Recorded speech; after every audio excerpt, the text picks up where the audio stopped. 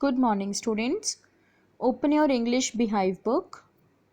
Today we will continue our chapter number 2, The Sound of Music. It's part 2, The Shehnai of Bismillah Khan. Before continuing our chapter, we would discuss some difficult words we will come across on this page. First, emphasis, to lay stress on something. Second, thick and fast, a lot of awards and recognition. Third, conferred, given usually an award or a degree. Fourth, glinting, means shining. Fifth, replicating, making a copy of something. Sixth, yearning, means longing or having desire. Seventh, coveted, much desire. Eighth, devout, believing strongly in a religion. Let's continue reading our chapter on page number 24. I just can't come to terms with the artificiality and glamour of the film world, he says with emphasis. Emphasis means to lay stress on something. Now, Ustad Bismillah Khan would say that he did not like the artificial world of films and the glamour that was there in the film world, and that is why he did not compose music for any movies. Awards and recognition came thick and fast. And here, thick and fast means he got a lot of awards and recognized at many places. Bismillah Khan became the first Indian to be invited to perform at the prestigious Lincoln Central Hall in the United States of America. He also took part in the World Exposition in Montreal, in the Cannes Art Festival, and in the Osaka Trade Fair. So now we know Bismillah Khan ji has performed all over the world. He has performed in the USA, that is United States of America, at the Lincoln Central Hall. He has performed in Montreal, that is Australia, World Exposition. He has performed in Cannes Art Festival, and he has also performed in Japan at the Osaka Trade Fair. So well known did he become internationally that an auditorium in Tehran was named after him. Tahar Mausiki Ustad Bismillah Khan. Now, Tehran is located in Iran. So, Bismillah Khan ji was so famous all around the world that in Tehran an auditorium has been named after Ustad Bismillah Khan. National awards like the Padma Shri, the Padma Bhushan, and the Padma Vibhushan were conferred on him. Conferred means given to him, usually an award or a degree. When an award or a degree is given to someone, we say it had been conferred on him. So, Ustad Bismillah Khan has been awarded all these awards. The Padma Shri, the Padma Vibhushan, the Padma Vibhushan, and the Bharat Ratna. In 2001, Ustad Bismillah Khan was awarded India's highest civilian award, the Bharat Ratna.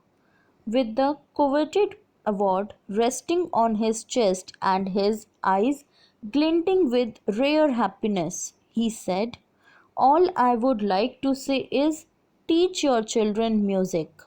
This is Hindustan's richest tradition. Even the West is now coming to learn our music." So now, when Ustad Bismillah Khan ji received the highest civilian award, the Bharat Ratna, in the year 2001, his eyes were glinting. Glinting means shining. He was very happy because his hard work had been recognized, and he gave an important message to the country. He told all the Indians to teach music to their children because music is the richest tradition of India. And he also said that even the Western countries wanted to learn India's music.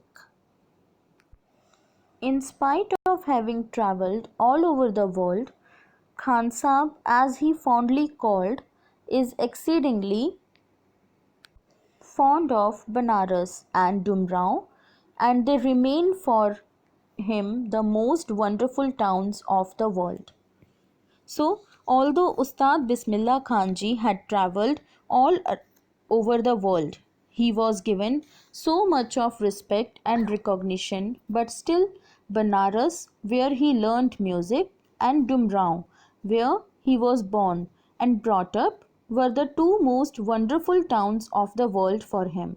So he was so grounded, he was so down to earth, that although he had gone all over the world, but still he was attached to his birthplace. A student of his once wanted him to head a Shehnai school in the USA, and the student promised to recreate the atmosphere of Banaras by replicating the temples there. Replicating means making a copy of something. So there was a student of Ustad Bismillah Khan, and he wanted that Ustad Bismillah Khan should make a Shehnai school in USA, in United States of America, and the student also promised that he would recreate the temples of Banaras in USA, in America. But Khan Sahib asked him if he would be able to transport river Ganga as well. Now, Ustad Bismillah Khan was attached to river Ganga also. So he asked his student that, okay, you will make these temples in America, but can you transfer the river Ganga also to America? So he wanted to say that he can never leave India. He can never leave Banaras because he is attached not only to the temples but also to the river Ganga. Later, he is remembered to have said, "That is why, whenever I am in a foreign country, I keep yearning to see Hindustan." Yearning means longing, have a desire for something. So, Ustad Bismillah Khan said that whenever he visits any foreign country, he is out of India, he is longing to see India. He wants to return to India, and then he says, "While in Mumbai, I think of only Banaras and the holy Ganga. And while in Banaras, I miss the unique mutt of Dumrao." Then he says that when he is in India, when he is in Mumbai, he yearns, that means he wants to visit the Banaras and the Ganga river. And then he says, when he is in Banaras, he misses his birthplace, Dumrao, and the mutt where he would sing the Chaita, and he was rewarded that laddu of 1.25 kg weight by the Maharaja. So here we come to know a very important thing, that is Ustad Bismillah Khan was very rooted. He was attached to his roots. That is why when he was in a foreign country, he missed India. When he was in Mumbai, he missed Banaras. And when he was in Banaras, he missed Dumrao.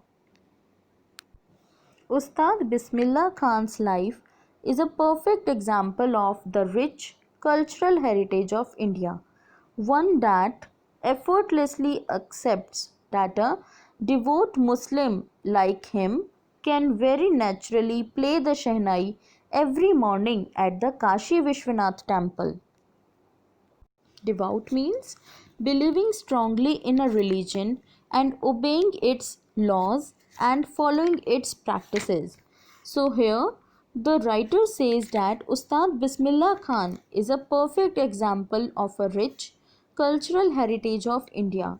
That means His work was beyond the religion barriers. Although he was a strict Muslim, he followed the Mohammedan laws, but still, every morning he placed the Shehnai at the Kashi Vishwanath temple, which was a Hindu temple. This shows that he did not have the barriers of religion in his mind. So, he was a true Indian. Ustad Bismillah Khan passed away on 21st August 2006 at the age of 90 after a prolonged illness. So, Ustad Bismillah Khan had been ill for a long time and he died on 21st August 2006 at the age of 90. He was given a state funeral and the government of India declared on one day of national mourning. So, the entire country was grieving the death of a legendary musician. There was a holiday for one day and he was given a state funeral also. So, with this, we have completed this chapter. If you have any kind of doubt, you can contact me. Thank you, children.